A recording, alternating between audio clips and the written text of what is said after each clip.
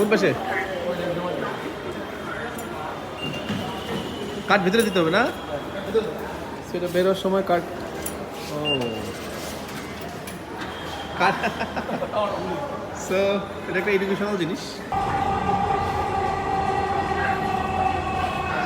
উত্তরা দক্ষিণ দরজা। So metro রেলে এটা খুবই গুরুত্বপূর্ণ একটা জিনিস যে আপনি যখন প্রথম আসবেন, প্রথমবার অনেক কিছু জানবেন না, অনেক কিছুই অজানা থাকবে। কারণ হচ্ছে যে ভিডিও দেখে অনেক কিছু শেখা যায় না, তো প্র্যাকটিক্যালি এসে অনেক কিছু শেখা যায়। যারা প্র্যাকটিক্যালি এসে আপনাদের এটা এক্সপিরিয়েন্স করে দিয়েছে তাদের বিষয়গুলো খেয়াল করবেন, দেখবেন।